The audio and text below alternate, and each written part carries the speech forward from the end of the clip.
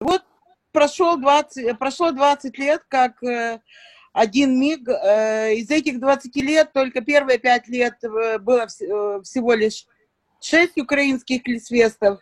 Уже после этого прошло 15 лет, и очень радостно видеть всех, в основном все не изменившиеся, и особенно радостно видеть ваши проекты вот именно этого тяжелого, сложного во всех отношениях года, год, который полностью изменил все взаимоотношения во всем мире, и особенно, наверное, сильно ударил по музыкантам, людям свободных профессий. Но так как собрались и консолидировались клезмерские музыканты, мне кажется, что то, что произошло в этом году, особенно с тем проектом, который вели Полина и Фима, это было нечто грандиозное, это именно то время и те технические средства, которые действительно помогли всем собраться вместе на таком уровне, в таком составе и с таким, скажем так, качеством и интересом к исполнению, которое ни один бюджет, ни одного фестиваля никогда в жизни не позволил бы это сделать. Но особенно радостно видеть было то, что было тогда заложено, и надо честно сказать, что это не на Киевском Клисфесте. Киевский Клисфест уже был продолжением, до этого был питерский, до этого были американские клезмерские фестивали, но то, что нами было сделано, заложено и продолжено, то живет сейчас, и те, которые были у истоков, сегодня стали ведущими музыкантами, и которые продолжают это дело. Ну, особенно сегодня хочется вспомнить... Да. So I'll just summarize it all. Yana just said that 20 years ago it all started, and it lasted 5 years or just a bit more. But it's great after 20 years to see the achievements that we've made, and that in this difficult time that we are experiencing now, especially the musicians and freelancers, we still can come together. And she mentioned the project that Efim and I led on the internet, and thank God we have all these technical things to help us. So that's it, I guess. Поехали.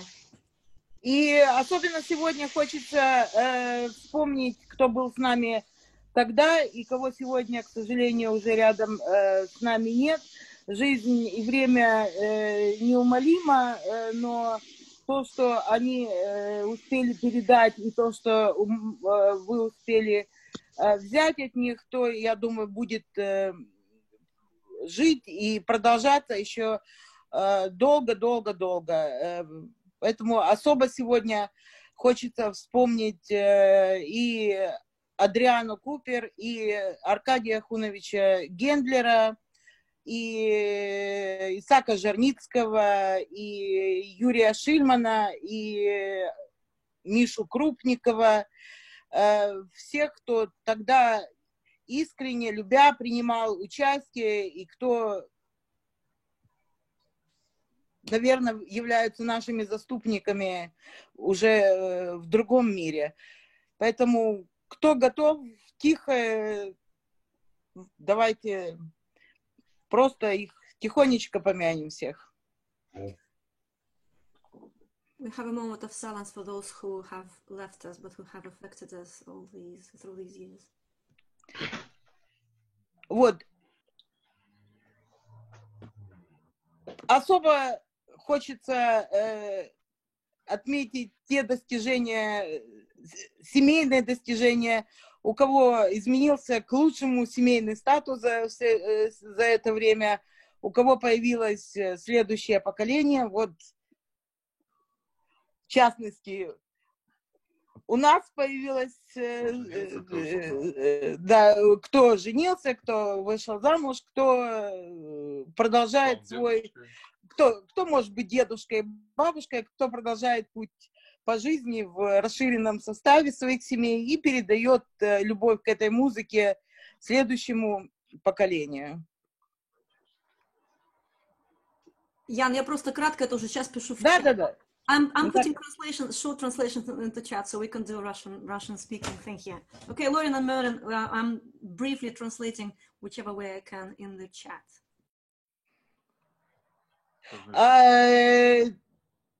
Я хочу передать слово своей ближайшему другу, верной подруге Миле Шолоховой, которая с нами была всего лишь один раз, но она была тоже у основания Клисфеста. И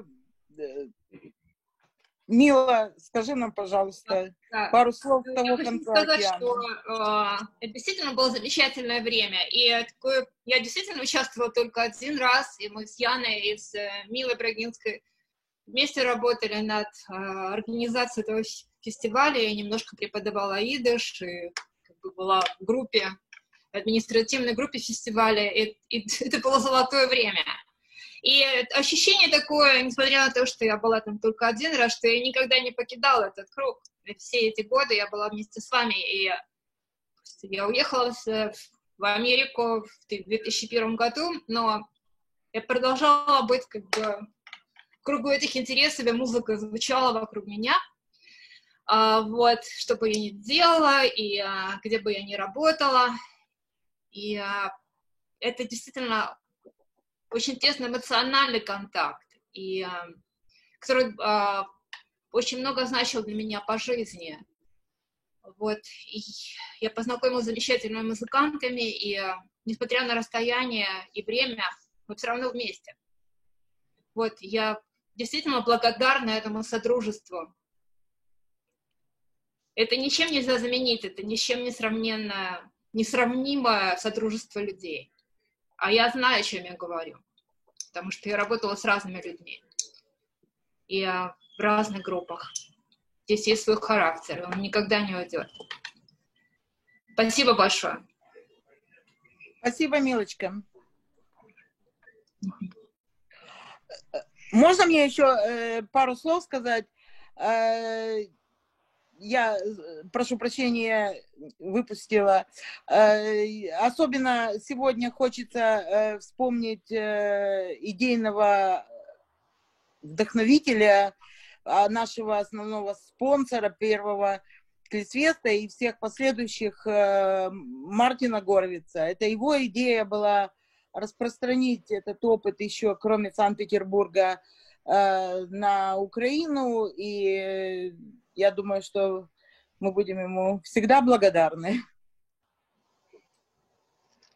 Его, к сожалению, тоже уже нет среди нас. Я не знала. Я тоже не знала. Я не знала. Когда это случилось? Я не знала. Где-то больше года назад. Я не знала.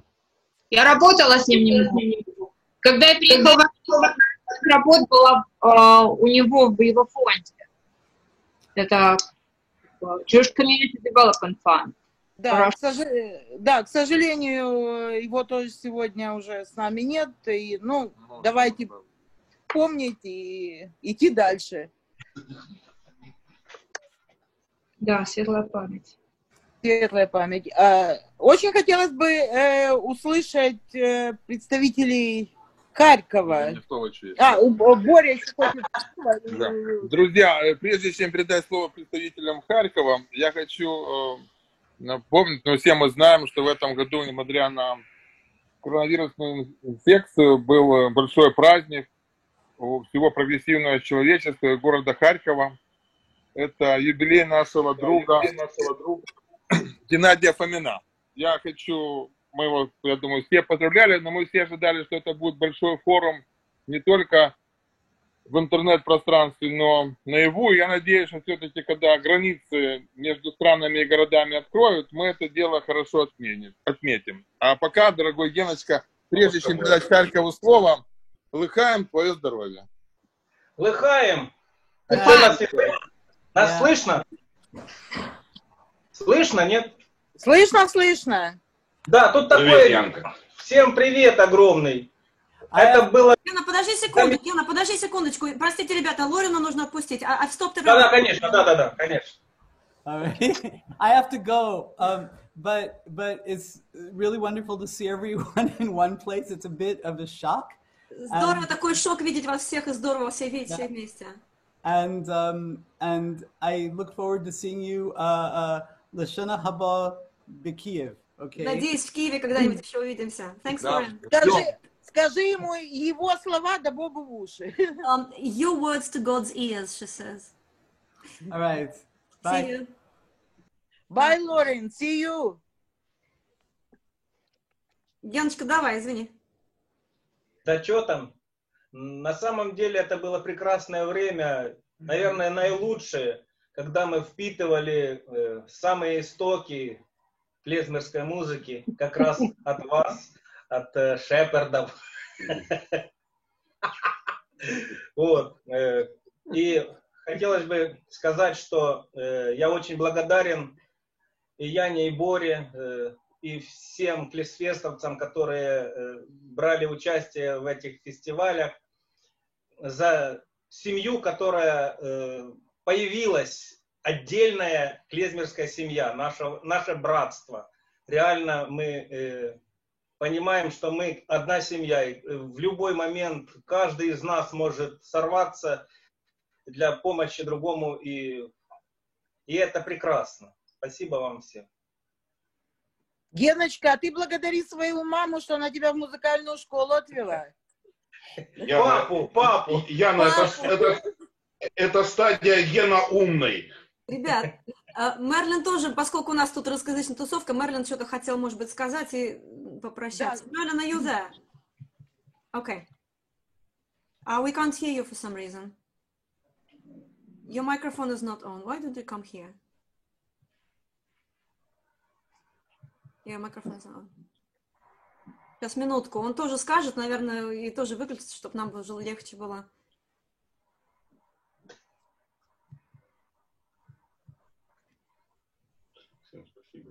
Merlin, just come here.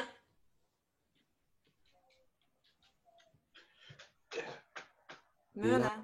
Yes. Oh, Yeah. This is fantastic. It's 20 years has gone by like a blink of an eye. It feels like I blinked and 20 years has gone. Мгновение ока, 20 лет прошли. But it's wonderful to see everyone. And likewise, Baruch Hashem, I hope to see you all in the flesh. It's been wonderful seeing people over the years at various festivals and various places in the world. But Надеюсь, что я вас всех увижу живьем как-нибудь какое-то скорое время, хотя 20 лет проскочили очень быстро. But it's amazing to think of the work, Yana, that you started and Buria that you supported. Thank you. That started this whole revival in Ukraine. Кто-нибудь переведите, пожалуйста, у меня доставка. And thank you for that. Thank you for that. Thank you, Merlin. Okay. Пока. Thank you. Bye. Bye. I'm Bye off. bye. I'm off. Bye. Апьёбам. Ох, Перевод кому-то нужен? Нет, знаем. Да. про Апьёбам все знают, да? Конечно. Непосредственные участники. Наверное, кто-то не знает, но может быть люди такие, которые не знают. Клизмерская музыка, соло. Про что еще раз? Апьёбам. Это сейчас, ну, у нас такие есть шутки-прибаутки, если не против, я быстро смешную расскажу штуку.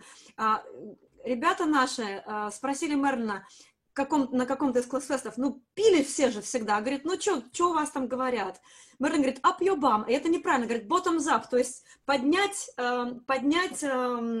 бокалы, как сказать, bottoms up, вверх, дном, типа, перевернуть бокал. Пей до дна. Пей до дна, типа того, да. А он говорит апьёбам, то есть он перевернул выражение, это получилось очень достаточно грубое выражение, типа, ну, в задницу тебя. Ну, в общем, так, грубо. Вот, и ребята стали смеяться, и это почему-то у нас стала такой традиция все время говорить апьёбам. И даже один из нигунов, который ребята потом записывали на диске у Мерлина, мелодия была ай-дай-дай-дай-дай-дай-дай-дай. Они пели апьёбам. То есть это стало таким нашим смешным общим тостом. И до сих пор, когда собираются, особенно харьковчане, ребят, вы самые... Это 2001 год был. Да ты что, ничего себе. Да. Вот так. Извините, вмешалась, не могла, не удержалась. Это та же самая планета. Мгм. А у нас Да. появился еще один участник 2001 года, Саша Митник. Саша, привет. Саша, я тебя не узнал, елки-палки. Это Ой, хороший чего? еврейский комплимент. Ничего себе. Сюзанночка, Саша. Безумно рад всех видеть, безумно рад соседству с Кимой. Так, наши фотографии рядом и Сюзанны. Просто вот, это 20 лет. И действительно счастлив, что вам не дала возможность общаться не только с вами всеми, но и очень тесно с Аркадием Смотричем, который очень часто вспоминают слова, фразы, анекдоты, постоянно со мной. И безумно счастлив, что в моей жизни это было, но сейчас мы ко мне вернулось. Это очень здорово. После долгого перерыва я сейчас снова в теме, как говорят, да? Вот. Ладно, я слышу, правда. Я всегда говорю недаром. Спасибо всем.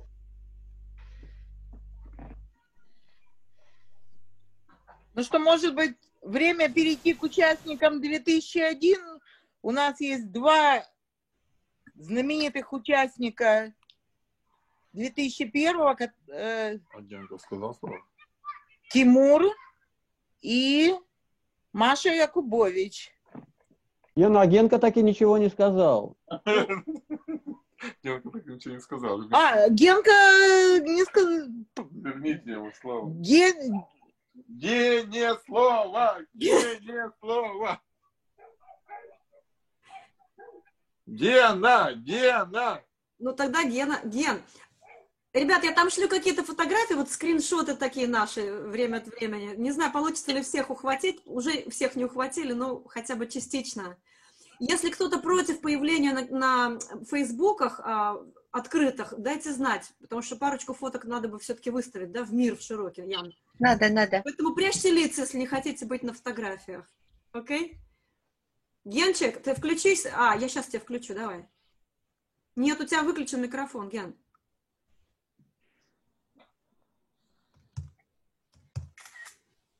Вот так есть? Да. Ага. Ну, хочу всем снова пожелать доброго здоровья в такой сложный период, в эти страшные времена. Только рыбалка способна всех излечить, и только спиртное может все заменить.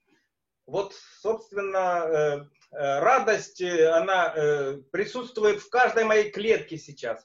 И, собственно, и в моем каждом кружочке. Да.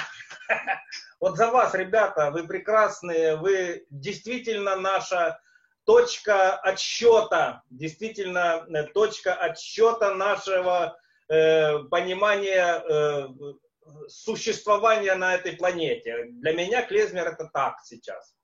Вот. Собственно, вот так. Изменили всю мою жизнь. И реально пчелы, да, тоже изменяют сейчас мою жизнь. Вот. В лучшую сторону, как ни странно, да. Хоть они иногда кусаются, но это прекрасные укусы. Это не так больно, как коронавирус бьет всю планету, да. За вас. Стадия Фомин сильно умный. Следующий. А следующий Полонский. А что следующий? Привет, Ян. Привет. Рад тебя видеть. И вот этого седого бородатого тоже. Он пострижется скоро.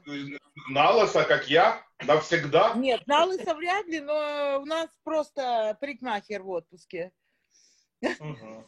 Ваше здоровье. Борька, привет. Привет. Всем ребятам, кого знаю, кого не видел, кого не знаю. Всем большой привет. Рад вас всех видеть. 2000 год, когда началась фотосессия в нашем Фейсбуке, я, честно говоря, даже чуть-чуть скупую мужскую слезу пропустил, потому что был до 100 килограмм и не лысый, а сейчас 130 и лысый. Рад вас всех видеть. Рад вас всех слышать. Рад вас всех слышать. Мы с Генкой, конечно, встречаемся, ну, если не каждый день, то раз в неделю обязательно, и всегда вас всех вспоминаем. А сейчас я хочу, чтобы вы все налили антиковидную жидкость. Ну и выпили ваше здоровье. Ну что, надо налить. И всем большую. Подождите. Да, ну в конце концов. Ждем. Это была всегда традиция фестиваля ждать до горячего.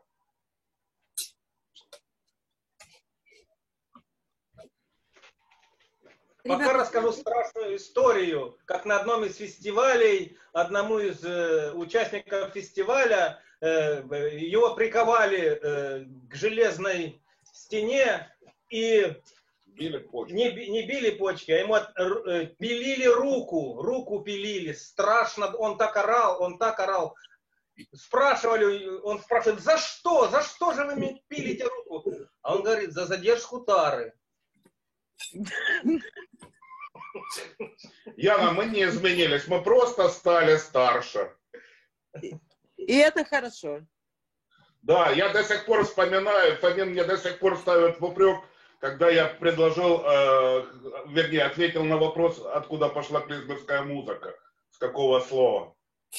В эфир это выдавать до сих пор нельзя, но до сих пор это остается. Ну, для своих можно, но все знают, все поняли. Ну, когда меня спросили, клизмерская музыка, это от слова клизма, продолжение, по-моему, знает весь мир. Нет. А ты стесняешься оригинал рассказать. Что, ну я сказал, в общем-то, клизмерская музыка, это от слова пиздюля. Я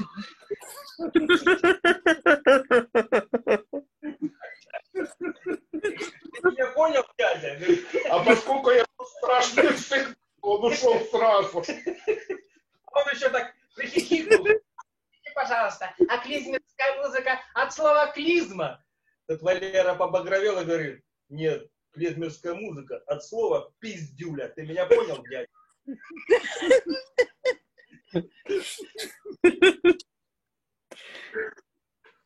Орлы. Лыхаем.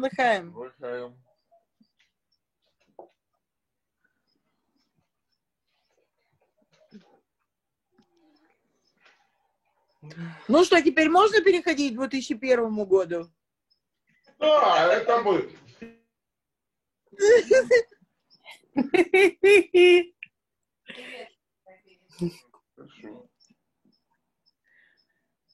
Маша, скажешь пару слов? Скажу, конечно. Для меня тот год был вообще очень важный, потому что я приехала слегка беременная. То есть я была на 4-м, по-моему, месяце и носила себя как хрустальную вазу, и по утрам, значит, меня тошнило, но мне это не мешало мне спать ночами. Вот, там я познакомилась с Алкой Данцик. Мы играли в этом домике, который ты, Ян, нам, помнишь, сосватала. Женщина Равин, помнишь? Ну да, так называемая, да. Ну, Алла да. Красик, кажется. Да, очень такая примечательная, я бы сказала. Да. Вот. И мы с Алкой жили в этом домике под виноградиком и играли, там было пианино, и мы играли и пели песни. Ой, а потом столько было всего, и это было так прекрасно. На самом деле, вот все, что я бы не сказала, говорят все, без исключения, что это на самом деле дает силы жить. Вот то, что было у нас тогда, и те друзья, которые тогда у нас завелись, это что-то вообще действительно незыблемое в нашей жизни. И толчок, наверное, на всю дальнейшую жизнь. То есть вот то, чем я сейчас занимаюсь, ну, как бы это шире, чем чисто еврейская музыка. Но начало было положено именно тогда. Вот, спасибо вам, Яночка, спасибо вам, Боря. Я так рада всех видеть. Привет. Погодите, погодите. Я тут с Гинкиной подачей налила. Лыхаем, ребята. Лыхаем. Лыхаем. Ребята, извините на секунду. Сашенька Сомиш, у тебя микрофона нету? Есть. Есть? Потому что у нас там параллельно еще и в чате есть. Я думаю, может мне читать тогда, что в чате? Не, я просто не хочу перебивать. Саша написала, спросили ее, клазмерская музыка, это от Клазматикс, тогда у них был концерт на открытии Львовского классфеста. Ну да, для кого-то, да. Для кого-то, да. Кима. Ну что, ребят, для меня 2001 это был просто взрыв, такой настоящий. Вот. Ну мы, конечно... Риточка до сих пор чувствует последствия этого взрыва. Я сама попала в эпицентр 2003 года и последующие все. 2 года ты не понимала, на каком ты свете. Я не понимала, что от меня хотят. Сейчас попробуем быстро. Когда Адам съел... Ну, что-то. Это, конечно, довольно сильно изменило всю нашу жизнь. Я представить себе не мог, что я буду относительно свободно разговаривать на идыше, читать и так далее. Я приехал с выпученными глазами, рассказываю. Меня никто не понимает. Совершенно повернуто. Но удалось в сентябре сразу же, в этом году, притащить Харьков Клезмер Бенд с Мариной Якубович. И они дали совершенно... В Таллин. Они дали совершенно классный концерт, и понесло голову уже, мне было легче, поскольку понесло уже всю мою семью. Вот. Все понесли. Вот, Яна и Боря приехали сюда, вообще каждое мгновение этого, как они уезжали, как то все. Это отдельная байка, я как-нибудь на видео запишу, надо много выпить, и именно на видео рассказать. Вот. И конечно, это очень сильно изменило жизнь мою. Жизнь семьи. Я счастлив, что дети побывали на Клэсфесте, а Танечка, которая сейчас нас тоже смотрит под именем Татьяна Ныгиста с годовалой дочкой, вот, она была несколько раз, и было это все просто потрясающе интересно, открыло какую-то новую, очень важную часть жизни, часть души моей, да. Когда женился сын, свадебный танец был не вальс, а хора. Это все как-то в нас проникло. Вот. Так что это здорово, это интересно. Была масса всяких смешных вещей, но главное как-то для меня, что это меня очень зацепило, как-то живо. И каким-то образом, несмотря на дефицит времени и то, что мы живем на работе технической, я живу основную часть времени, мало-мало, но понемножку удается как-то двигать. И я еще очень рад, вот я сейчас учусь играть цыганскую музыку и учу цыганский язык, русско-рома, язык русских цыган. Вот. И, конечно, занятие каким-то другим стилем, какой-то другой областью, позволяет со стороны очень так свежо взглянуть на то, что на что-то другое, в частности, вот на еврейские песни. Освежается и то, и другое. Вот, так что, Яночка, спасибо огромное. Как вы знаете, многие из вас видели фрагменты вот этих видео, которые я смог оцифровать в карантинное время и выложить. Я ужасно рад, меня мучило, что оно все лежит в шкафу, и никто этого не видит. И я боялся, что эти кассеты испортятся, ужасно боялся. Вот. И я в этом видел свою, не знаю, миссию, не миссию, но это для меня возврат, своеобразный возврат, приятный возврат долга, и организаторам, и Янке, и тем, кто там участвовал, я ощущал эту потребность, и я счастлив, что хотя бы в этой мере это удалось. Не буду больше занимать времени, это все очень интересно, мы живем живой жизнью. Наверное, главное за эти годы, что мы заимели 3 внуков, это не наша заслуга, но тем слаще. Вот, так что я больше не буду задерживать ваше внимание. А если получится, еще будем говорить. Целую, мы вас очень любим и очень жаждем встреч. И есть чего показать. Спасибо, Тимур. Для нашей семьи это реально была какая-то начало новой поры, которая не прекращается до сих пор. Это новая пора, это мое преподавание идыша. В группу ко мне ходили Рита и Таня. И когда приходишь домой... Помнишь, загар как ложится прекрасно, идыш? Это прекрасно, да. Когда меня поставили преподавать... это надо рассказать. Когда меня поставили преподавать идыш, Янка поставила, я сначала... Я говорю, не надо, может быть, я откажусь, там такие зубры, монстры, а я такой страчный и маленький. Он говорит, не-не-не, преподавай. Я хочу сказать, что я вообще круто преподал музыкантам идыш. Просто классно. Очень мощная программа за 5 дней. И я такой окрыленный, подхожу к Генке. Генка, приходи на идыш, у меня там интерактивное занятие. Генка с вызовом, с таким, каким дерутся в подворотне, с таким лицом, говорит, у меня еще с времен Евпатории идыш ложился ровным загаром.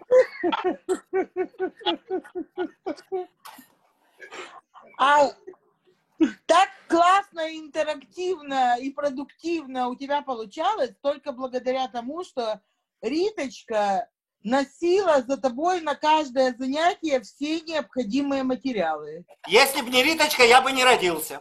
Это я знаю. Нет, родился бы точно, но пыль, да, встряхиваем и пинка даем иногда в направлении. Ну как же без этого? Да. Ни Ритка, ни Тимур, не меняйтесь. За 20 лет такое ощущение, что вы вчера вот тут, мы уехали с Сталина, и вы в таком же паре остались. Если бы ты столько пил, ты тоже бы не менялся. Ну, больше, чем столько. Лыхаем, ребята, какое счастье. Лыхаем. Да, Стакан в правильно. 2008 году.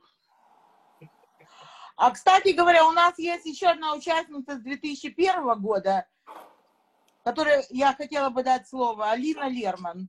Да, я... Здравствуйте все, я очень рада вас видеть.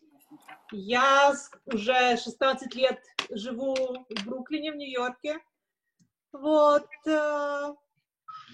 Музыкой раньше занималась больше, сейчас нет. У меня 3 детей, вот только их учу музыке, в принципе, на этом все и заканчивается. Но благодаря тому, что со временем во-первых, я Полину вижу достаточно регулярно, когда она приезжает в наших краях. Вот, да, это радует. И, в принципе, через музыку эта дорога привела меня к иудаизму больше, поэтому и к еврейству, и к иудаизму больше в этом направлении. Это то, что и я учу и своих детей, и у нас еврейский дом. Вот, и, в принципе, заслуга в этом тоже есть, что я начала к этому приобщаться во время Клисфеста. Вот, я очень-очень рада всех видеть. Спасибо, Яна, спасибо, Боря, спасибо, Полина, которая, в принципе, ну как-то, да, регулярно появлялась здесь и стимулировала меня. Вот. Всем, да, всем всего хорошего, я рада вас видеть. Спасибо. Спасибо, Алина.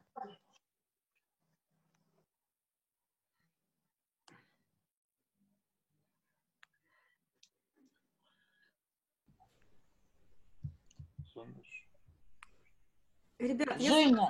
если мы знаем, кому можно еще послать быстренько сообщение, чтобы они подключились. Вот сейчас Женя Славина в группу запросилась. Бенкрут посылайте. А? Бенкрут посылайте, она переводила тогда. Ну, не знаю, посылайте кому можете. Полиночка, а вот этот Лева и Черновиц еще, и... Ну, да. народ, все обещали зайти, у кого как получилось. Я думаю, Да. встреча не последняя, но дай бог, будем стремиться еще к встречам офлайн. Угу. Дай бог, Да, чтобы они были возможны в ближайшее время. Знаете уже. Нам только время. А Максим Осин не собирался, как там? Кто не знает? Максим, Максим, я не думаю, что собирался, нет. Да. Я не думаю. Ребята, секундочку. Я хочу меня слышно, да? Да. Наша дочка нас слушает, смотрит, а наш сын, он едет в это время из Риги в Тарту, я с ним говорил, послал ссылку, если успеет, подойдет. Марк, он в 2002 году принимал. Он просил просто передать всем привет, сказать, что всех любит и помнит, и несмотря на то, что он присутствовал на одном фесте, он помнит клезмерских мелодий, по-моему, гораздо больше, чем я. Вот. Где у него память лучше? Он один раз, он стал профессором. Он профессор. Он у нас самый младший профессор Тартусского университета. Вот, все, это я хотел еще вставить. И у него идиш легким загаром тоже вот ложится на У него идиш с легким тонким акцентом. Боря, приезжай в Харьков. Да. Жду. Вот как только слабят карантин, сразу. Боря, карантин, поезд 63 ослаблен. Почему 63? Ты хочешь ночным поездом, чтобы он ехал? Он замечательно ездит ночным поездом. Илюша, скажи нам пару слов.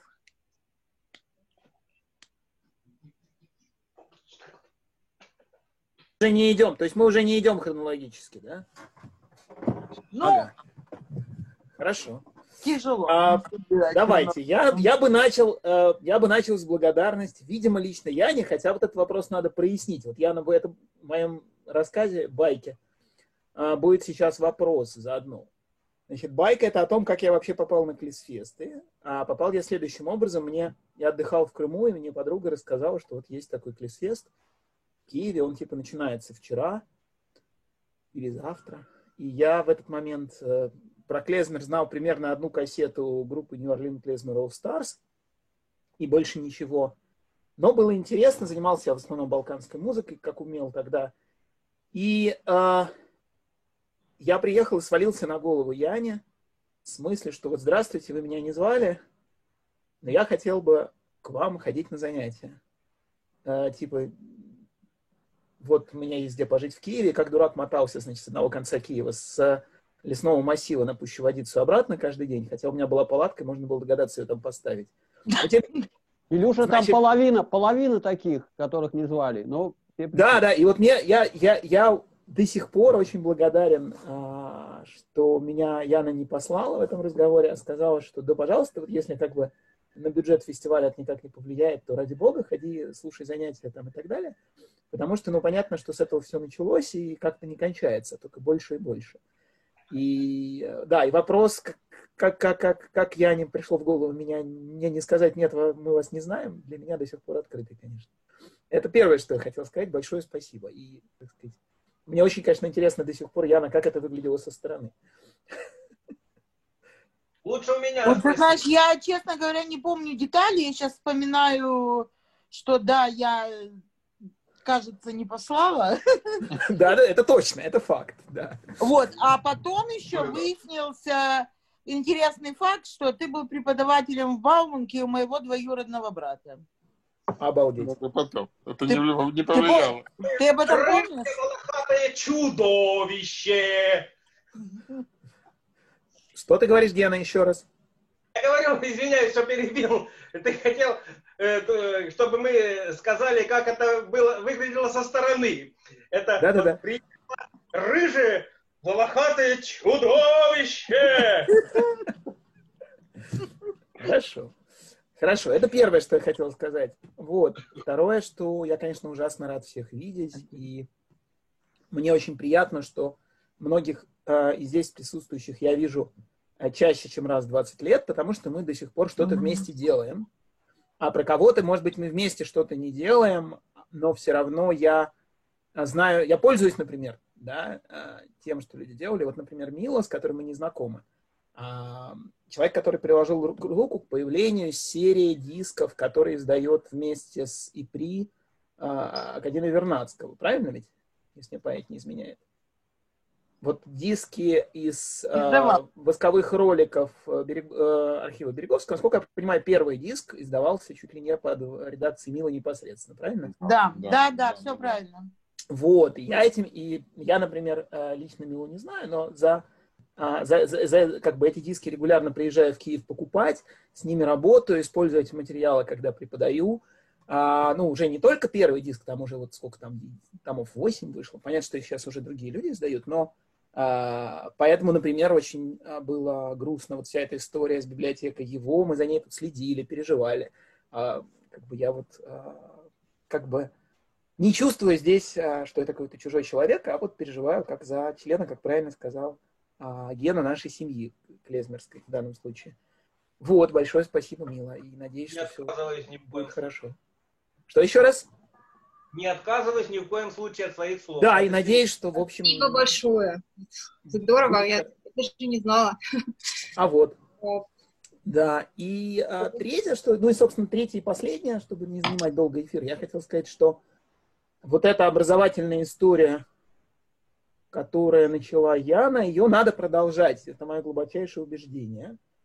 То, что на эту тему делается сейчас, это очень хорошо, и определенные вещи есть. И на самом деле я не знаю, все ли в курсе, например, что центр, который закрылся в свое время, который Яна открывала в Киеве, сейчас обратно что-то начал делать. Они проводят семинары по клезмерской музыке, по еврейской музыке, не прав, по еврейской музыке для руководителей еврейских музыкальных коллективов в общинах.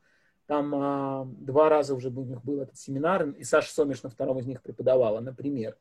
И так далее, и так далее, и так далее. Мы делали с Полиной, Алиной, и здесь присутствующих кем еще, кто у нас был еще? Здесь присутствующих, ну, там еще Леша Розов, Саша. Мы ездили с серией мастер-классов по городам, по общинам, да, там от Калининграда до Тбилиси. В Харькове то, что делается, там сейчас есть какая-то программа, в которой приходят новые люди, чему-то учатся, а не только мы встречаемся, чтобы раз в год повидаться, потому что мы не можем не встречаться и так далее. И мне, короче, это кажется очень важным, и это мысль, которая меня постоянно точит, это о том, что мы делаем для этого слишком мало. Вот, наверное, это то, что я хотел сказать. И еще раз огромное спасибо, Яна и Боря, вам, и очень-очень рад всех видеть. Спасибо, Илюша. Я хотела сказать, что это не мало то, что делается. Это делается всегда то, что возможно, и то, что может быть, то, что может иметь место. Я просто как бы считаю, что мы в свое время выполнили свою функцию нашу жизненную, которая была в то время. Мы дали толчок, и то, что может, успешно развивается. И дай Бог, чтобы мы сделали то, что мы могли. Кто придет после нас, пусть сделает лучше нас. Яночка, когда я говорил о том, что мы делаем мало, я не имел в виду ни в коей мере, что мало делаете вы с Борей. Я говорил прежде всего о себе. Вот как бы это такая, как бы, что я мог бы делать больше, да? Исключительно в эту сторону. Ну, спасибо, Илюша. Давайте Жене передадим переходящий флаг. Женечка. Давайте. Возьми переходящий флаг, пожалуйста. О, меня размутировали. Ну что же, я беру переходящий флаг. Что я могу сказать, что в жизни есть важные вещи, а есть такие приходящие. Вот наша тусовка, с которой иногда приходится на какое-то время расстаться. К примеру, я чувствую, что я на какой-то период с младенцем и коронавирусом, карантином на дому выпала из процесса, но как бы те вещи, которые важны, они все равно возвращаются, они остаются в любой форме. Вот сейчас за последнее время я Тимура видела несколько раз, Полину, Фиму, Илюшу я вообще вижу, как бы чувствую, что он всегда рядом. И у меня растет маленькое кудрявое чудо, которому уже 1 год и 2 месяца. И сейчас возвращаются песни, потому что то, что важно, оно не уходит. И то, что было когда-то, как говорят другие, заложено, оно никуда не девается. И, кстати говоря, те годы, когда я в Киеве преподавала идиш, для меня тоже очень важны. И вот все мои ученики, я с ними по-прежнему дружу, и когда приезжаю в Киев, мы обязательно встречаемся. Не знаю, все ли в курсе этой части моей жизни. Спасибо большое Яне, которая поверила и дала мне возможность преподавать. То есть кроме музыки, кроме клизфестов, у меня еще был идиш в Киеве. Это тоже вот я с теплотой вспоминаю, при том, что это было сложно, нужно было там всю ночь ехать в Киев, потом еще полдня трястись обратно или наоборот, но я помню, что в любой мороз в 30 градусов я шла, потому что мои ученики шли, обмораживая уши в прямом смысле этого слова на занятия, и для всех идиш это было настолько важно, сокровенно и особенно. Это было очень важный кусок жизни, который я вспоминаю с теплотой. И если что, вот это как то, к чему можно всегда прибегнуть, если вдруг грустно, если в жизни происходит все по-разному. Всегда есть какие-то важные вещи, к которым можно вернуться, и люди, к которым можно вернуться, и которых можно привлечь обратно, даже если ты их не видел какое-то время. Я очень рада, что я сейчас всех вижу больше.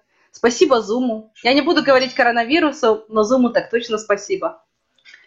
Вот. Очень рада всех видеть. Спасибо, Жень. Кому передаешь микрофон?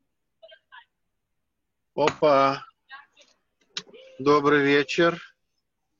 Есть люди, которым не нужно передавать микрофон, они его сами берут. Алло, гараж! Данилов пришел. Да, заехал, прямо с концерта заехал. Привет всем, рад видеть, слышать. Привет, Саша.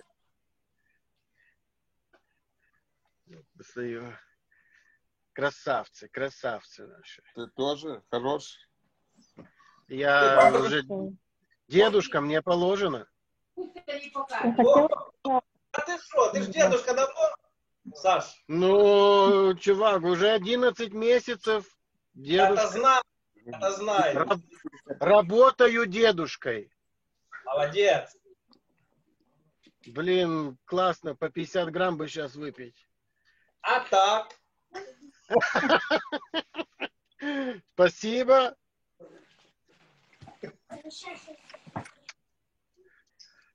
Фима. Фима еще компьютер перезагружает. Я здесь. Тогда говори. Фима, ты поправил. Ну, а ты полевился. Отлично. Ребят, нам еще передает привет Яна Аврудская и Марк Ковнацкий. Все, Фим, извини. Ну, нормально. Мне, как и всем нам, я думаю, первое, что я хотел сказать, очень не хватает каких-то более-менее регулярных встреч. Ну, не обязательно через Zoom, а таких. Вот этого класс-феста где-то посредине мира, где-то в центре мира, там, в Киеве или в Петербурге или в Москве, очень не хватает. Но мы говорим сегодня о Киеве, очень не хватает. И чем был примечателен Киевский фестиваль? Тем, что это был большой лес, огромное пространство, и оно давало, может быть, в каком-то смысле так какую-то пищу для творчества, для какой-то был простор, который не был не в обиду другим фестивалям, мы сказано, сравним с другими фестивалями. И в этом было его преимущество. Но вот не хватает таких фестивалей, и я не знаю, можно ли возродить их. Наверное, есть много причин, по которым это сделать очень сложно, но во всяком случае все очень часто мы с вами видимся так или иначе и вспоминаем о фестивалях, но порой памяти бывает недостаточно, и несмотря на то, что мы видимся с разными от раза к разу, очень надо иногда всем собраться, и этого очень не хватает. Вот я собираюсь чаще с одним из участников, с Сюзанной, вот, но с остальными я вижусь крайне-крайне редко. И я хочу вернуться к Киевскому фестивалю, потому что он для нас, как и другие фестивали, но он чем-то особенно знаковый. И в первую очередь тем, что многие из вас знают, когда ты приходишь на какой-то фестиваль, то для тебя очень важна компетентность его организаторов. Потому что организаторы — это не только какие-то хозяйственные сотрудники, это не только техническая работа, это и понимание того, как должен проходить музыкальный процесс. И нам с Сюзанной показалось, и мы до сих пор в этом глубоко убеждены, что это вот замечательная парочка, которая это все в Киеве организовала, это были те самые люди, которые были на самом что ни на есть своем месте. И это ни в коей мере не комплимент, это какое-то было такое ощущение, какой-то импульс, который пришел сразу с первых же моментов нашего прибытия вот на землю вот этого украинского фестиваля. Что еще очень важно, если можно еще несколько слов. Еще очень важно, что несколько параграфов, несколько позиций, которые важны вот в таких конкретных фестивалях. Первое – это правильно пригласить педагогов. И мы до сих пор понимаем, что те импульсы, которые дали нам и Мерлин, и Адриана, и Залман, и Аркадий Хунович, и все те, кто нам преподавали, это то, что мы несем сегодня на всех пространствах, в которых мы находимся. И это тоже благодаря фестивалю в Киеве, далеко не в последнюю очередь, еще и потому, что Киевский фестиваль дал возможность, расписание было построено так, что была возможность преподавателями быть индивидуально, общаться с ними, разговаривать, задавать вопросы, брать интервью, обращаться за какими-то советами. И в этом Киевский фестиваль в какой-то степени отличался. Не хочу умалять достоинства других, там тоже было такое, но опять же вот этот вот простор, он, может быть, создан был искусственно, но так получилось, что этот простор пущей водицы, он дал эту возможность. Он дал эту возможность. И что еще важно? Мы очень часто сюда думаем о том, что каждый из вас, каждый из тех, кого мы сегодня видим, мы о вас очень часто думаем, и часто думаем о том, что каждый из вас нам дал. И мы это стараемся взять для того, чтобы обработать, оценить. Отключите, пожалуйста, микрофоны остальные. Оценить и применять в какой-то нашей дальнейшей работе. И самое последнее, что я хочу сказать, это от себя. Какой-то эпизод. Я придумал какую-то простую мелодию в Киеве, и мы ночью сели в столовой, никого не было, и что-то играть, что-то наигрывать, напевать. И я дописал какие-то стихи, и что-то пошла какая-то мелодия, и Сюзанна сказала: нет, нет, нет. Она сказала так нервно, она очень волновалась: мы играть ее не будем, это не готово. И вдруг каким-то чудом появился Залман Лотек, мы ему что-то там сыграли, так кукарекали, и Залман говорит: завтра сыграйте. Мы сыграли эту мелодию, какой-то был успех или не успех, и прошло много лет, и к нам обратилась наша Адриана Купер и спросила: Тима, можно я запишу на диск эту песню, которую вы спели, свою песню, которую вы спели в Киеве? Я сказал: да, это будет высокая честь. Вот еще такая ремарка, еще один эпизод, еще один штрих к тому, как на меня лично подействовал Киевский фестиваль. Спасибо нам, что мы здесь, и хочется от каждого услышать что-то, что также, надеюсь, теребит вашу память и стремит ваше желание больше и больше увидеться друг с другом. Спасибо. Одну минутку, ребята, одну минуточку, я расскажу, что теребит мою память. Меня слышно, да? В Канаде Майкл Альперт везет нас на Ниагарский водопад.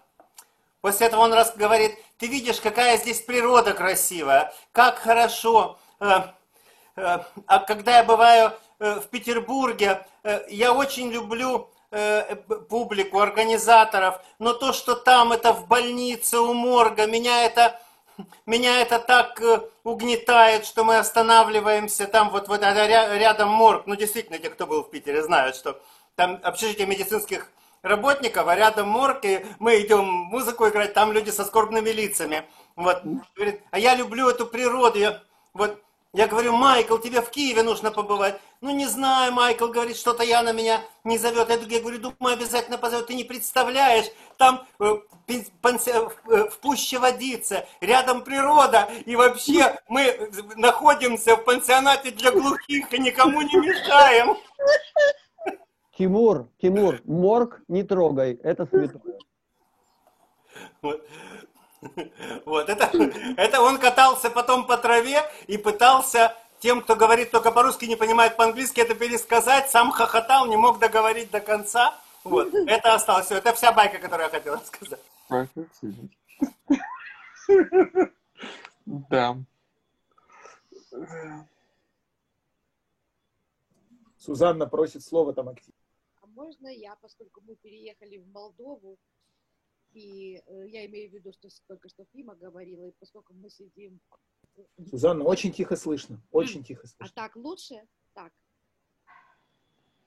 Не намного. Я не знаю, как управлять этим всем. Я попробую просто приблизить, наверное. Так сложно? Поскольку мы с Фимой соблюдаем даже в пределах одной комнаты ту самую оговоренную ВОЗ 1,5 метра. Ну, вы законопослушные. Абсолютно. Даже в рамках одной комнаты мы на дистанционке. Это зумовская дистанционка. Первое, что я хочу сказать, я сегодня говорила с моей мамочкой и сказала о том, какая встреча сегодня состоится в 7 часов по кишиневскому и украинскому времени и в 6 часов по времени той страны, в которой она находится. И спросила: мама, если бы у тебя, конечно, был бы интернет, ты сама вылезла бы в это окошко и говорила бы, что мне передать от тебя.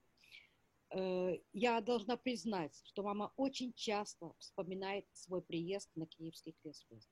Очень часто. Я могу это объяснить. Она живет одна, она, безусловно, продолжает заниматься и ежедневно заниматься и разучивать новые произведения.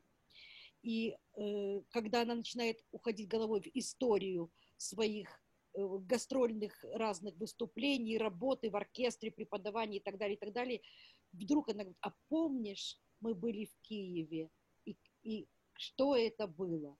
И мама просила сегодня сказать, что она 5 дней сидела скромненько в номере, в корпусе, и читала книжку Михоэлса. Просто перелистала, взяла с собой в дорогу. И потом, когда ей нужно было выйти на сцену и играть мелодию Охрона, она сказала, что она была настолько одухотворена этими днями чтением книги, что, возможно, поэтому это прозвучало для нее с такой отдачей. Вам сегодня сказала, она говорит: ты помнишь, как весь зал встал? Для нее ярчайший момент – это приезд на Киевский Клесфест. Она просила передать всем привет, кто помнит, и еще раз сказать большое спасибо. Теперь это была преамбула, теперь амбула, как говорят. Я очень хочу поделиться, что такое для меня Киевский Клесфест. Я вычленю один маленький момент. Когда образовалась группа в Фейсбуке «Клесфест в Украине 20 лет спустя»,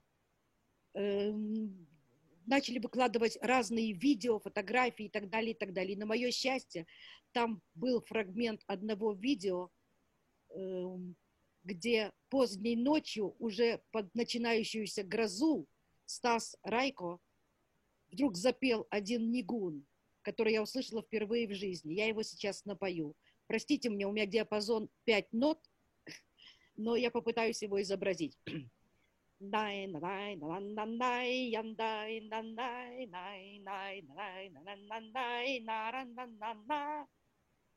Это кусочек мелодии. 3 года назад, когда родился мой первый внук, и я полетела помочь его маме и поддержать на руках лучшего на свете новорожденного, это даже неоспоримо. Единственное, что я могла придумать как колыбельную, это был этот нигун. Я танцевала с ним на руках и пела най на най на на на на. Я приехала через полгода, я снова ему пела. Ребенок рос, слушал, что там мурлычет бабуля. Сегодня ребенок разговаривает, ему 3 года и несколько месяцев. И каждый раз, когда мы с ним разговариваем по скайпу, он мне говорит: баба, пей твою песенку. Пей твою песенку. И какие бы детские песенки не были спеты, кроме нее, в конце, а теперь опять твою песенку. Это все, что я хотела сказать. Я надеюсь, что усилиями его мамы, которая сейчас сидит в одном из зумовских окошек, он будет знать, что такое клезмер, он будет слышать идиш, потому что Диана ему поет. И я очень рассчитываю, что мы приобретем и следующее поколение неравнодушных. Спасибо всем. Будьте здоровы. Лыхаем. Лыхаем. Тогда слово маме этого прекрасного малыша. И да, спасибо большое. Здравствуйте, мои дорогие. Сейчас малыш, надеюсь, подойдет уже домой и споет, если что. Но я должна дополнить, не хочу никого довести до слез, потому что я, кажется, держусь на последних струнах. Помимо Ай-дай-дай, естественно, то, что я пела, и Михаил продолжает писать, это с Михаилом, да, что не тяжелее, это весь репертуар Ашкенази. Это многое из репертуара Жени Лопатиной. И поэтому, наверное, мои ночи были скрашены, так же, как и моих соседей, конечно же, чудесной музыкой. Я надеюсь, что это было не так плохо. Я исполняла не так плохо. Плюс к этому мы не только поем, мы стараемся ругаться на идиш, исключительно на идиш, немножко на русском. Поэтому мои дети знают ругаться и на идиш, и на русском. Что мне еще можно сказать, что, к сожалению, идишская музыка, это, к счастью, она живет только в нашем доме, я фактически этим не занимаюсь. Кроме того, что могу ездить куда-то и слушать концерты. За эти годы у меня получилось поехать на один концерт Марины Кубович из центра страны. И, конечно, я всегда, и несколько раз подряд со своим мужем и до рождения детей нам удалось встретиться с чьими-то мужьями и женами в Пасхе. Да, поэтому для нас большая трагедия, что вот нам Google посылает. Вот были несколько лет назад, почему в этом году мы не едем, называется. И не встречаемся, и не с Мерлином, и не с Лорином, и не с Жанной, и со всеми остальными. Поэтому это все среди нас, это живет, и это, конечно, будет продолжать, потому что Лейк Дайн Кроп, это все еще живет. И если мама зайдет в соседнюю комнату, она покажет то, что еще висит, я думаю, там на стенке, и то, чего у меня нет здесь, в Израиле, это фотография со всеми вами, потому что эта фотография у меня в сердце. Я надеюсь, что в какой-то момент я обязательно устрою уголок у нас здесь тоже. Причем вам, это что внутри мы говорим, это самое важное. Я надеюсь, вы это понимаете. Я вас всех очень сильно люблю. И как я тебе написала, чтобы ты продолжала быть самой тягой, которая просто переворачивает мои вечера и ночи порой. На голову своим творчеством, чтобы ты была здорова. Живу тобой и всеми вами. Правда, вас я очень люблю. Спасибо, Яночка.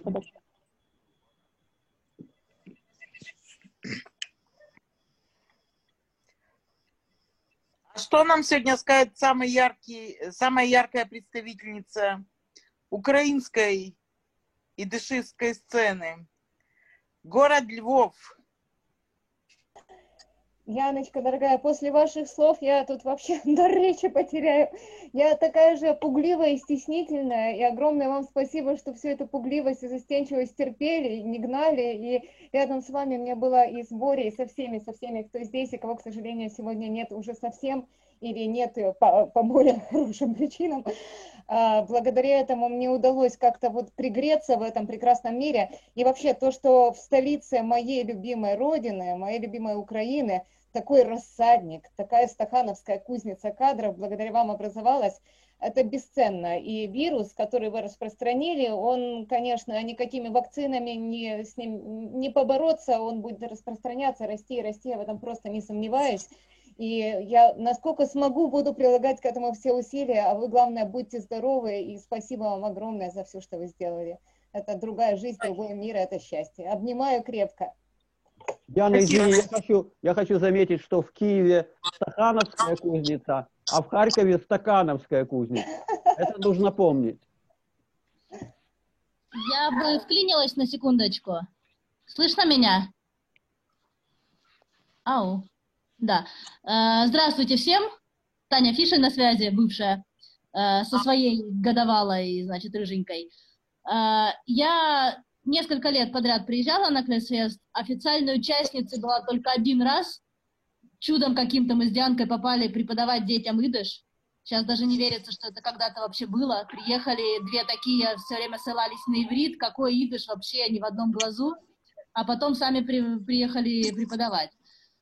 И, конечно, Клэсфесты таким зарядом всегда были и на весь год до следующего Клэсфеста, и до сих пор это все вспоминается и является таким позитивным зарядом. Вот. Ну и могу сказать, что прошло больше 15 лет, а у меня на телефоне до сих пор звонок, это всегда исключительно Фомин Фрейлах, потому что у меня другого звонка просто не бывает, сразу узнается, сразу без каких-то проблем, не признаю ничего другого. Вот, так что за это отдельное спасибо Фомину. Фрейлас останется со мной навсегда. Вот, я пойду свою красавицу укладывать. Всем спасибо, постараюсь еще вернуться. И было очень здорово повидаться. Спасибо, Танюша. А по заказу товарища Полонского к нам присоединилась Ирина Вайнкрут в девичестве. А ныне Ирина Финберг. Ты говоришь, как будто это вот буквально вчера случилось. Привет всем. Я говорю, что ты только присоединилась. Как будто ты только присоединилась. Тебя полчаса назад Фомин искал. Фомин, Полонский. Полонский с Фоминым тебя искали. Причем в своей квартире. На первом Клэсфесте Ирина выполняла важнейшую функцию перевода, и благодаря, похоже, ей Фрэнк Лондон узнал сакральные слова типа тюлька, еще нечто, то, что тоже вошло в клезмерскую лексику и пошло гулять по клезмерскому миру. Поэтому, Ирина Финберг, вам слово.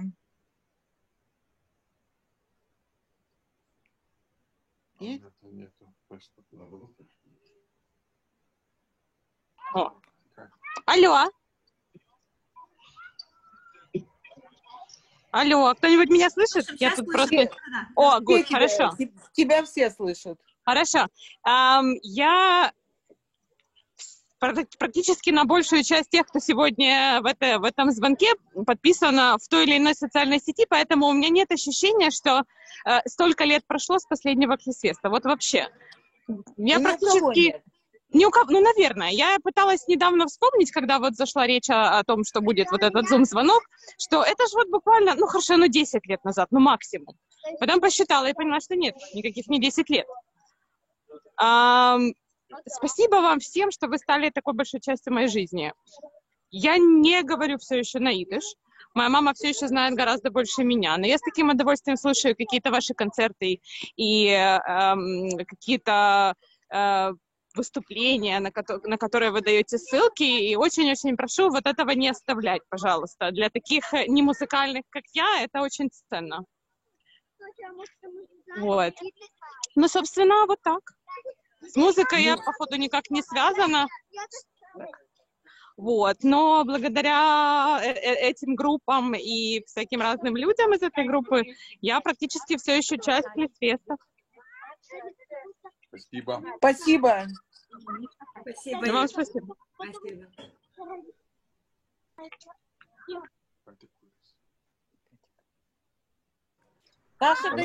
Саша Данилов, начальник транспортного цеха Вены всей. Все попали в Вену? Саш, я тебя не могу включить. Ну все есть. Включился? Включился. Слышно, да, или плохо слышно? Шумит венский лес, поэтому, может быть, не слышно. Ребята, вообще очень рад, честное слово. Вот был концертик, прямо не остался выпить по 50 грамм. Сказал, очень срочное мероприятие. И уехал просто. Я не знаю, как включить микрофон, а меня нет. Так, вот, как говорится, пользуясь случаем, сначала хочу поблагодарить Сюзанну и Фиму, которые меня привезли на, так сказать, этот Клэсфест, который Он был дрова, мы не могли иначе, он был дрова. Да, положили. Спасибо Ирочке Ванькру, что так дословно, точно переводила, что все эти коррекции, мелизмы я очень точно понял и до сих пор использую их в своей работе, так сказать. Ирочка, Сашу, спасибо. извини, Саша, я все время перебиваю. Сашу до сих пор называют старый мелизматик.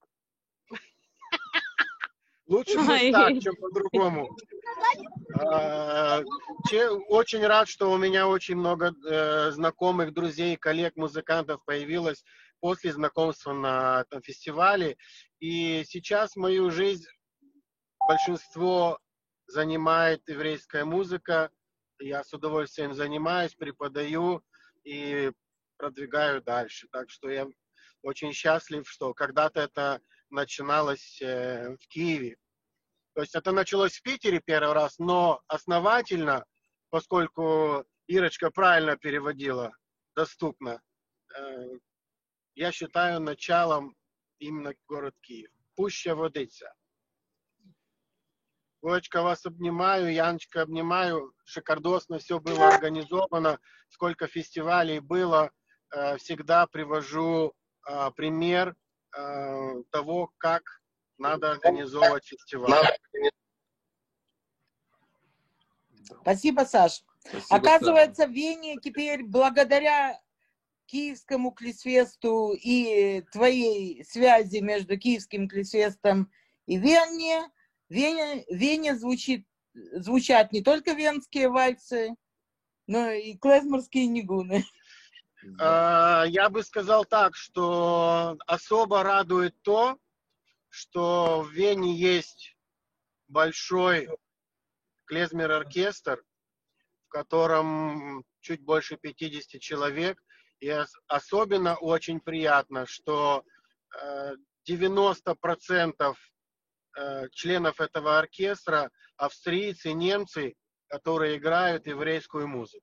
И хотят ее играть, и им очень нравится. Так вот им и надо. Так им и надо. Так и делаем. Яночка. Да. Здравствуйте еще раз. Я только хотела всех поприветствовать с Праги. У нас сейчас пасмурно, но благодаря вам солнце всходит. Оно всегда всходит. Я хотела сказать, что год назад я писала интервью с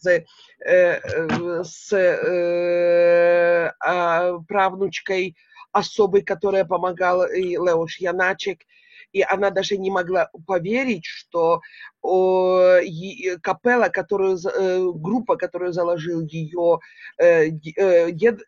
прадед, была очень подобна, она была цыганско-словацкая, эта группа самка Дудика, она была очень подобна клезмерскому оркестру.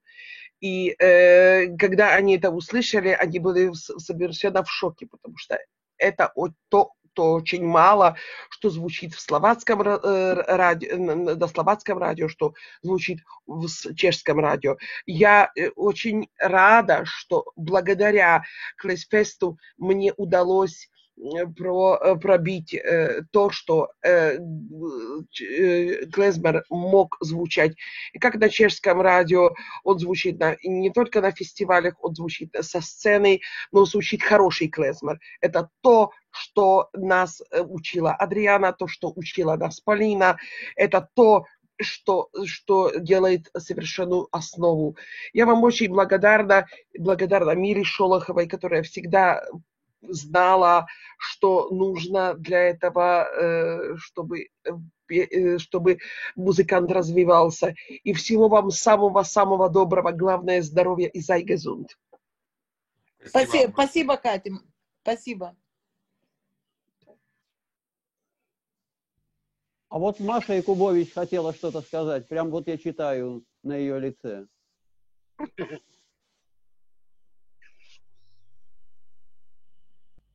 Только если ты включишь микрофон, будет в 7 раз лучше. Во-первых, я уже все выпила. Пока тут вместе с вами мы тут вот пили, и я уже все выпила, а наливать не пойду в другой раз.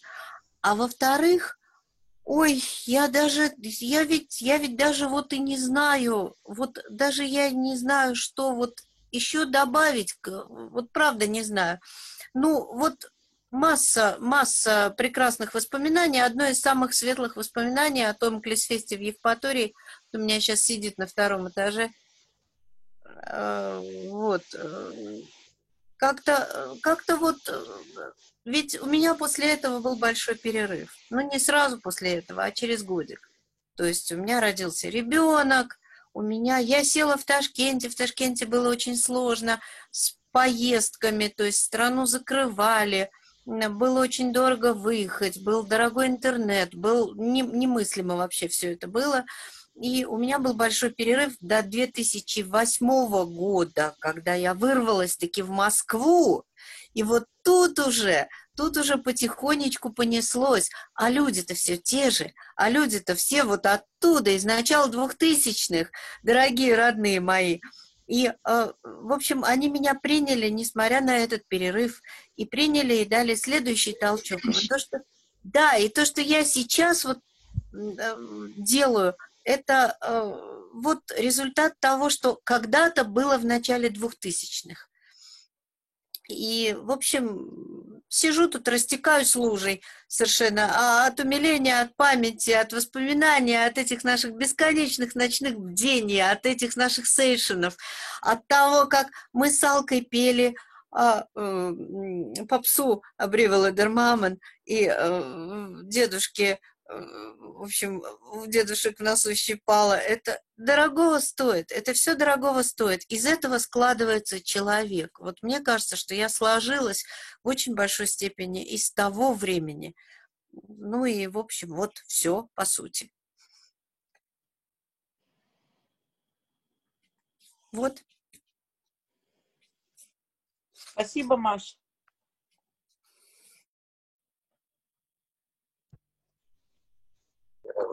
Кто еще не повязал себя кровью? В смысле, выступлением? Можно мне? Вначале что-то сказал. После того, что я послушал вас, я слышал, правда? Я хочу сказать, что сейчас, просто как Подюманыч, 20 лет спустя, многие вещи, которые были покрыты для меня тайны, стали явными. Но одна из них, например, одно из моих первых воспоминаний о Клезфесте в Евпатории, это был самый последний день, это утро после заключительного концерта, когда все уже собирались. И, к сожалению, не помню, там у нас была девушка из Австралии, такая экзотическая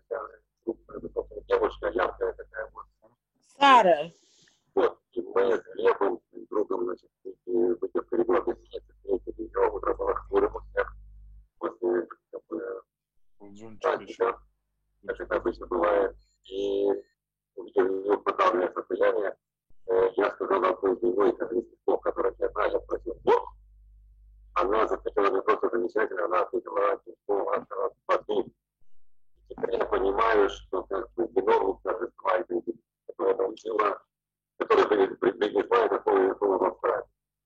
Вот. Я счастлив.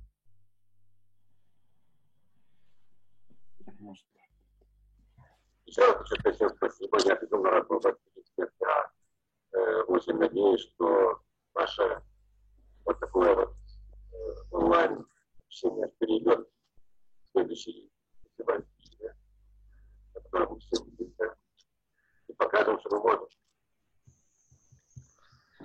Спасибо. Дорогие друзья, я сейчас вас всех слушаю. Меня слышно? Я сейчас всех слушаю, вспоминаю наш первый класс-фест, когда на самом деле приехали звезды Бродвея, Залман, Андриана, Фрэнк, Лондон, и как бы через 20 лет я смотрю на вас и понимаю, что вот все звезды, что на самом деле за эти 20 лет вы все стали звездами первой величины, вы гастролируете в разных странах, ездите по всему миру, преподаете.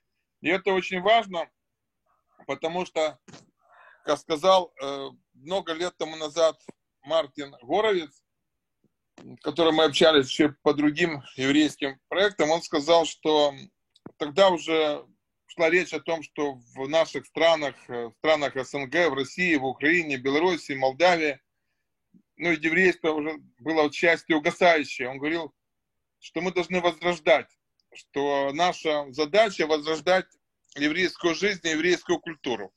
И благодаря вам я вижу, что все это происходит. Спасибо вам большое. А хотел бы вспомнить еще того первого класс-феста, кроме наших преподавателей из Америки, нашего друга Джонатана Платтона, который трубача из Лондона, знаменитой группы Ой Вовой. И очень вспоминается, ну, на самом деле, наши и патарийские, и киевские фестивали с большой радостью, с большой душой. Слушай, я буду. Джонатан. Где Джонатан?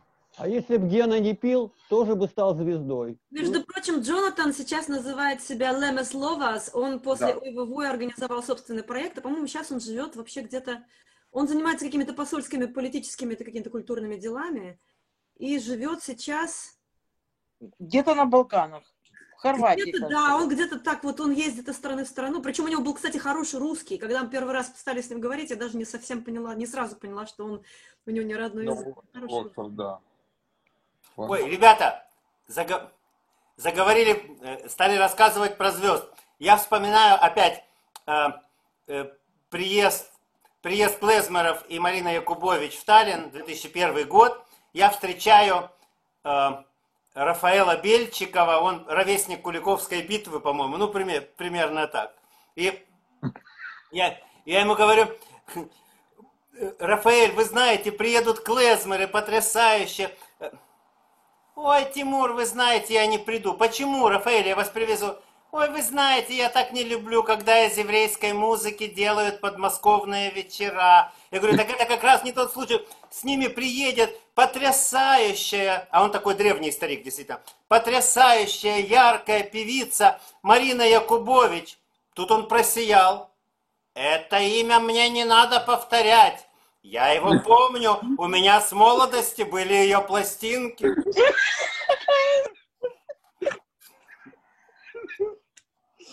Конец байки. Класс. Много таких... Тимур, записывай свои шутки. Надо эти истории собрать, ребят. Слушайте, там столько разных шуток, помимо воспоминаний, таких разных... Запросто, их миллион. Давайте в группе будем выкладывать вот такие вот подобные воспоминания. Кстати говоря, вот спасибо Тимуру еще раз за то, что он оцифровал все видеоматериалы. Я выложила практически все, что сохранилось. У меня, ну, мы были бы очень рады все вместе, чтобы каждый посмотрел, что у него осталось из видео, аудиоматериалов. Может быть, будет время записать подобные У меня с байки. молодости есть эти материалы. Да? С молодости, да. Марина Якубович у меня есть с молодости, да. И у тебя тоже копия. Фотографии оцифровать и выставить в группу к нам. Фотографии, истории, воспоминания, байки, все что угодно.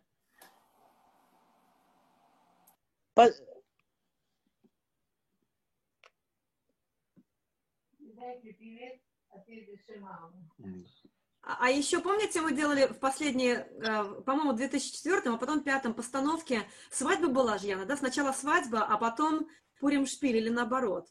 Пурим-шпиль был в конце, а свадьба была где-то в 2003, но я должна... В 2002.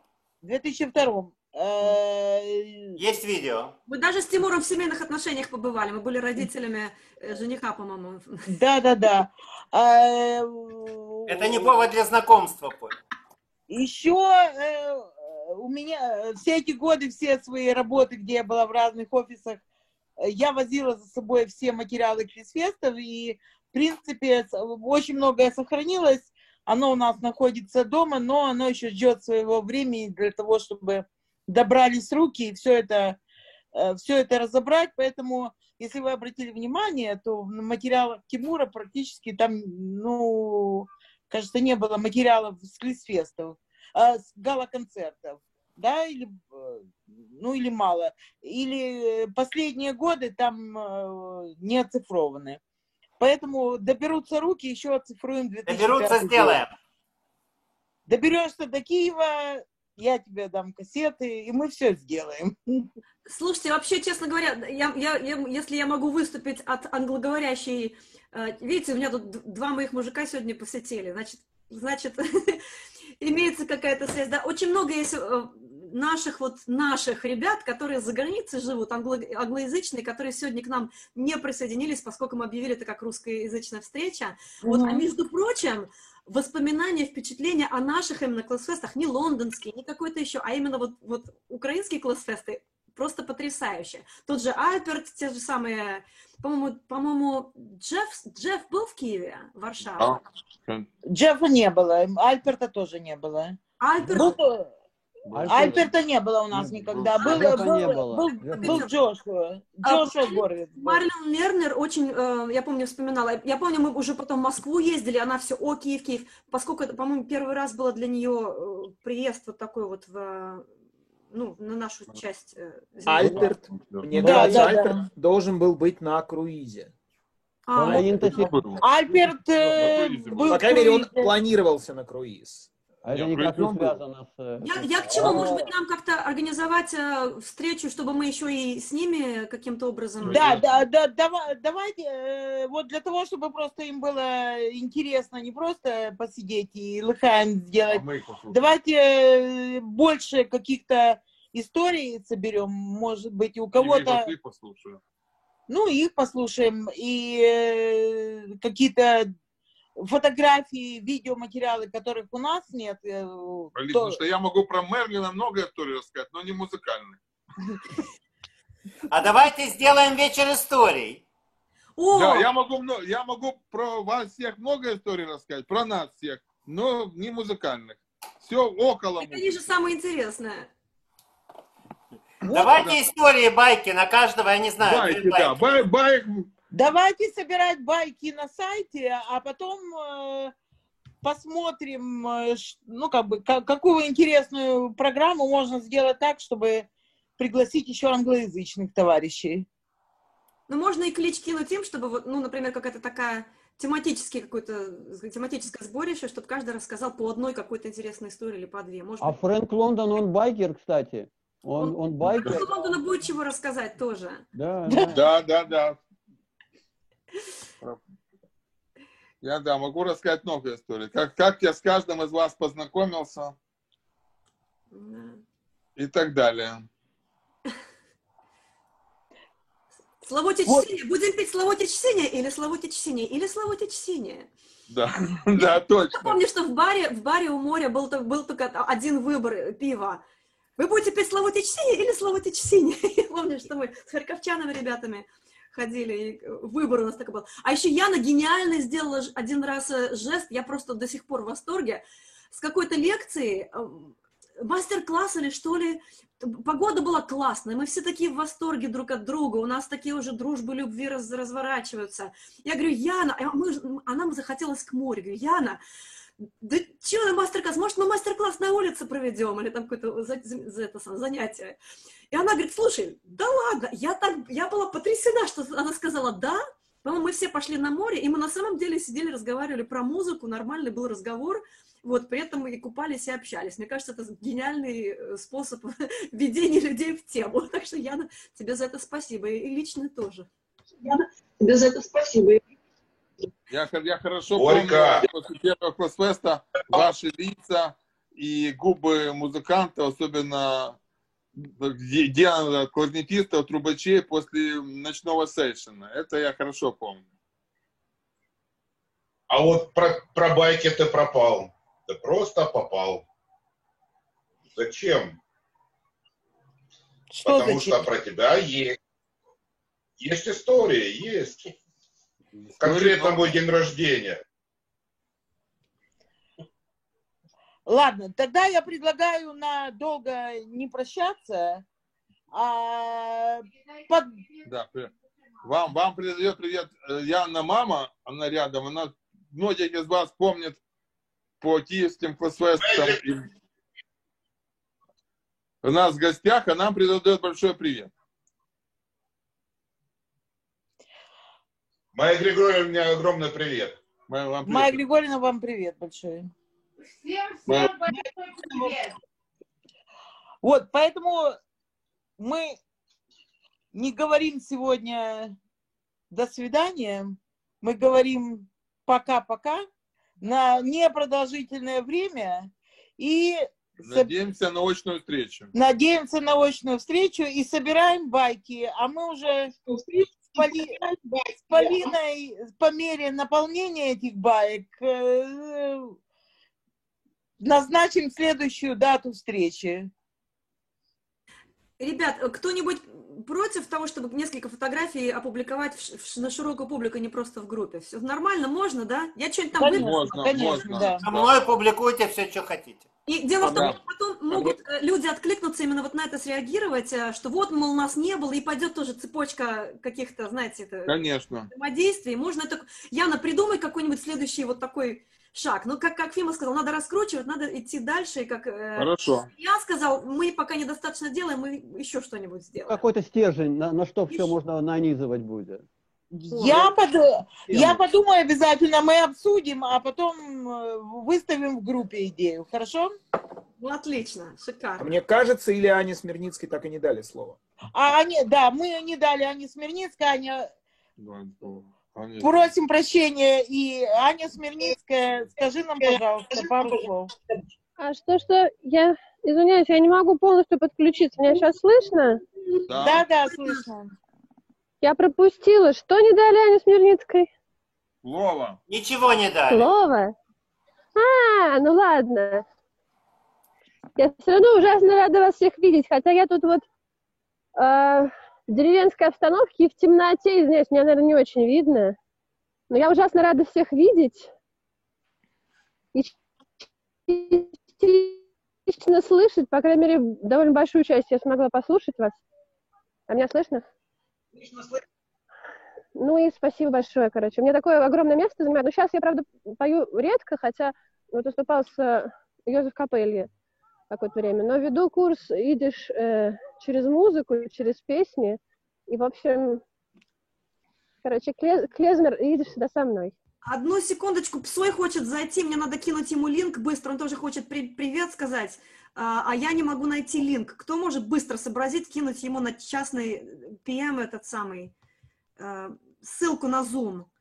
Это Псой. Сейчас попробую. Пожалуйста, пошлите ему. Вот. Что-то я хотела еще сказать-то про... Да, меня слышно сейчас? Да-да-да, извини, пожалуйста. Полина, Извини, давай. я хочу сказать, что я очень рада видеть и тебя, рада видеть Яну, и Борю, и Сюзанну, и Фим, и Гену. В общем, могу долго всех перечислять. Ужасно рада всех видеть. Вот. Хотя давно очень не участвую так активно и не езжу никуда, но все равно как бы это такая юность, такая радость. Вот.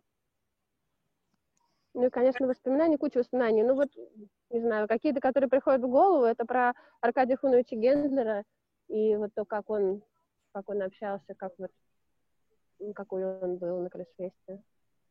Да.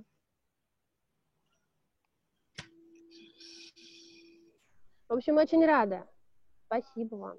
Можно же такие тематические, кстати, делать воспоминания о Гендлере, воспоминания об Адриане, воспоминания об учителях и так далее. Ну, там полно. Слушайте, это история. Вы знаете, я написала в училище дипломную работу по истории музыки нашего края, по-моему, краеведение у нас был предмет, и я ее написала 20 лет назад. И я собирала материалы у евреев, которые жили в Набережных Челнах и в Казани. Там ничего, в принципе, ценного такого в смысле материала не было, но описание самой обстановки в Казани, в Челнах, в Татарстане, вот сейчас смотреть, что было 20 лет назад, очень оказалось ценным. Поэтому это не просто для нас вот весело и интересно, на самом деле это история. Вот. И у нас тут много людей важных, которые эту историю творят культурно. Поэтому, мне кажется, это классно и нужно обязательно делать. Сейчас я жду, пока Псой включится. Вот я жду, пока Псой. А скажи ему, что я ссылку ему на... Мы потом ездили в Запорожье к Аркадию Хуновичу. Ага. Мы потом ездили к Аркадию Хуновичу в Запорожье, записывали у него его песни, вот, которые он помнил. Потом ставили их в сборник «Музыка Идишкайта». Это была целая такая большая работа с ним. Вот. О, какие люди! О, Боже!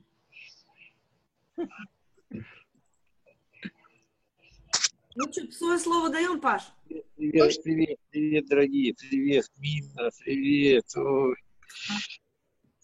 Здорово, рад видеть всех. Я тут Ты жалко все пропустил, мы тут столько всего вспоминали. Скажи нам приветственное слово. Мы вот буквально почти закрываемся. Милые, я просто очень вас люблю и очень нас люблю. И очень хочу, чтобы мы поскорее встретились офлайн, и чтобы можно было все продолжить, повторить и наверстать. И сделать еще больше разных интересных и удивительных вещей. Я сейчас нахожусь в таком месте, где очень плохая связь. Поэтому это в какой-то степени даже, ну, если не чудо, то, по крайней мере, очень большая удача и благоприятное стечение технических обстоятельств, мы могли хотя бы на минуточку повидаться. Но этот Клесфест у меня в сердце и в душе, и в мозгу, и во всех других моих каналах и центрах. И я очень вас люблю.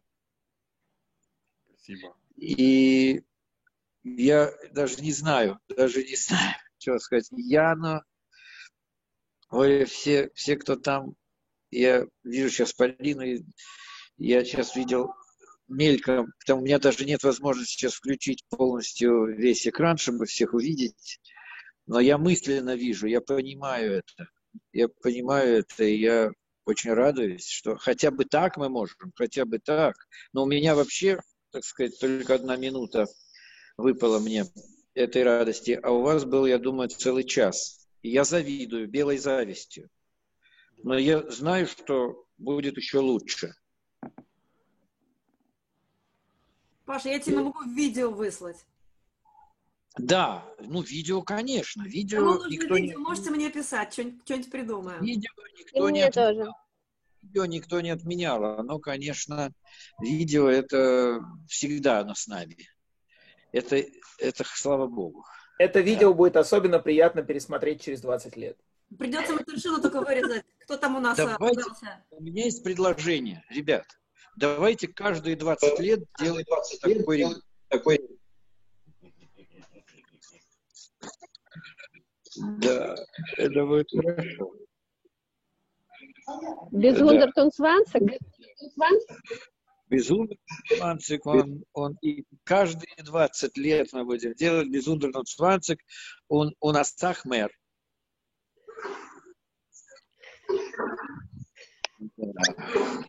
В общем, вот такое предложение. Паш, можно и чаще, чем каждые 20. У меня вопрос к Боре и к Яне. У вас остались и вот эти еще футболки желтые? Или какие-нибудь вообще с классфеста? Вам нужно продавать как раритет? У нас всех осталось по одной. О.